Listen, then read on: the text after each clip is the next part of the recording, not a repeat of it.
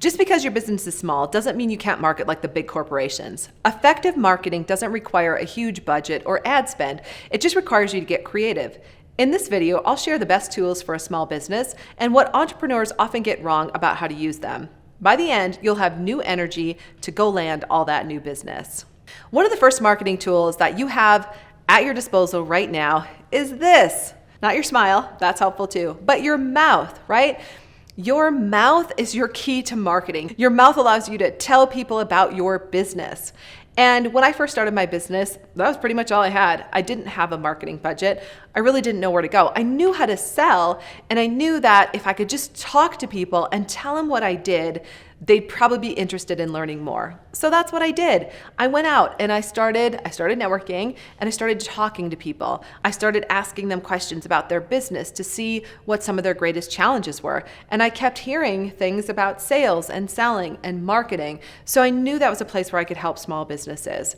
And as time went on, I continued to use my mouth even more because I became a platform speaker, and I was constantly out sharing and teaching what I know to help as many people as I could.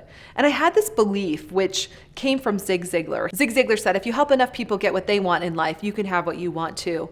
And so I knew that, and I knew by sharing what I knew and helping a lot of people, it was coming back to me. That wasn't my intention, but I knew it would come back. And the same is for you. You have to talk. You have to use your mouth to share all the good things about your business and how it can help people. You don't want to be a best kept secret. So that is the first tool you can use to market in your business. And I've got 4 more tools coming your way, and the last of which has brought in thousands, if not millions of dollars in my business. The second tool that's really important to growing a small business is networking.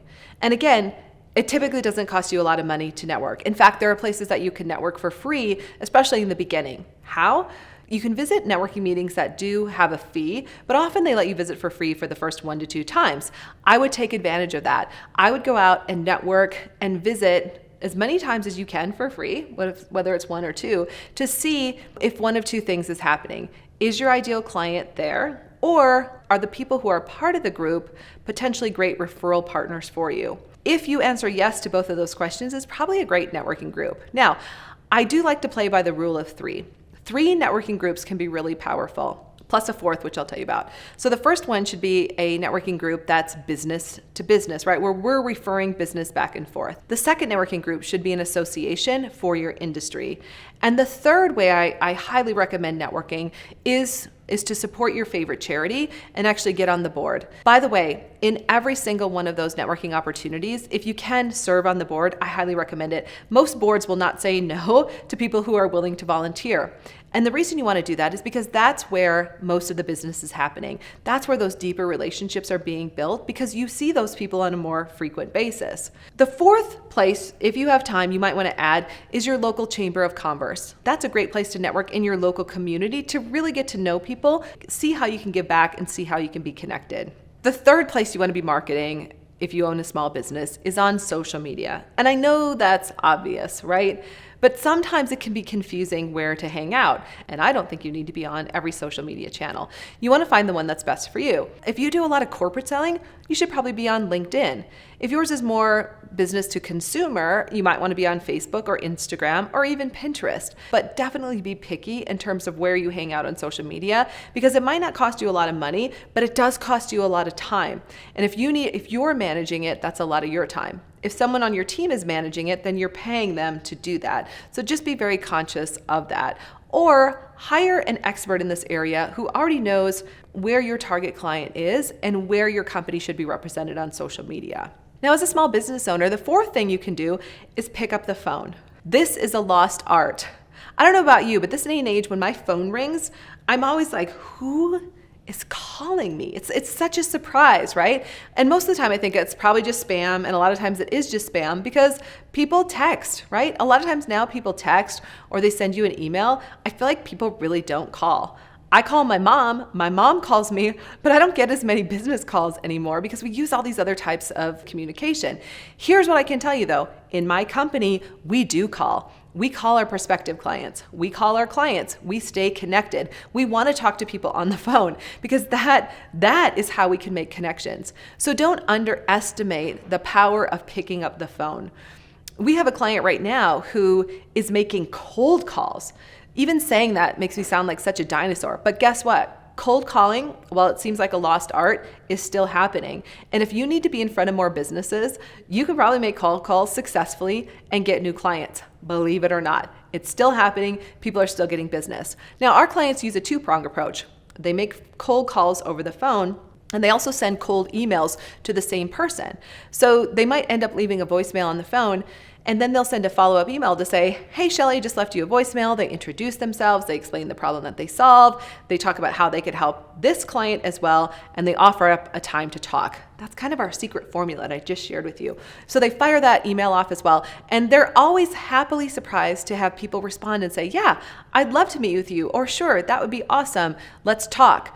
When you craft a powerful email that connects with your prospective client, that talks about the problem you solve and a recent success story and invites that person to a meeting, you might be shocked at how willing they are to raise their hand and say yes. I'm not kidding, it still works. So if you needed a little bit of encouragement, here it is. By the way, because you're hanging out here, know that I do have other videos about making calls and making cold calls. So you might want to find those if you want specific scripts.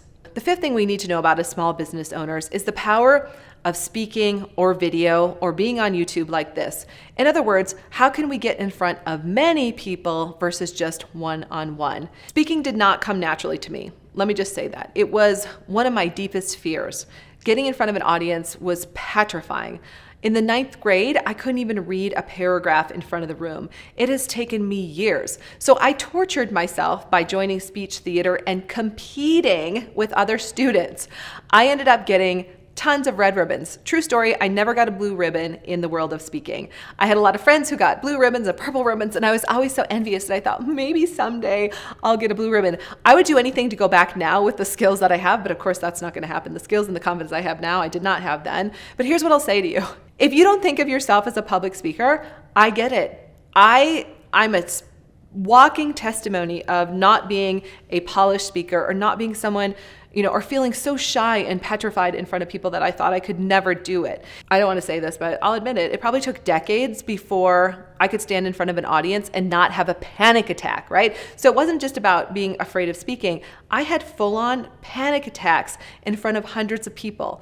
And I learned how to manage panic attacks while speaking on a stage. I can still remember standing in front of 400 people and having one of the worst panic attacks I'd ever had. So much so, I gave the audience an activity to do for a few minutes so that I could ask the gentleman who was standing on the side of the stage to get me one of those bar stools that I could sit on, and I perched on that for a while. Here's the thing, no one in the audience knew it. I was so good at hiding my panic attacks. But the reason I'm sharing this with you is because if I, who was a terrible public speaker, who was so nervous, who had full-blown panic attacks on stage, if I can make that leap, you can as well. And take some classes on speaking. I've worked with some of the top speakers in the world. I've been mentored by Brian Tracy in his 6-figure speaking program. I've done all of that hard work. Take some courses, go to Toastmasters, right? Do whatever you need to do to learn how to stand on stage and represent your company and sell your products and services, because it's a phenomenal way to be out in front of many. And then that can translate to being on video. It can translate to so many other ways that you can grow your business. Recently, one of our clients doubled her business in a relatively short amount of time. It's a service-based business. What was she willing to do? She was willing to do the things that I just talked about. She was willing to get out there and network. She started speaking. She started putting videos out. She was doing all the things she was a little bit afraid to do, but that doubled her business in a short amount of time. And I know if she can do it, you can do it too. Here are the 5 best marketing tools for a small business. First, use your mouth. Tell everyone about your business and the problem you solve. Second, get out there and network. Third, jump on social media. Don't be on every social media channel, just the ones that really move your business forward. Fourth, pick up the phone, make those phone calls and set appointments. And finally, learn how to speak in front of an audience so you can be on video or in front of a crowd and get in front of many. Up next, how does social media marketing help a business grow? And remember, your 2X is waiting for you too.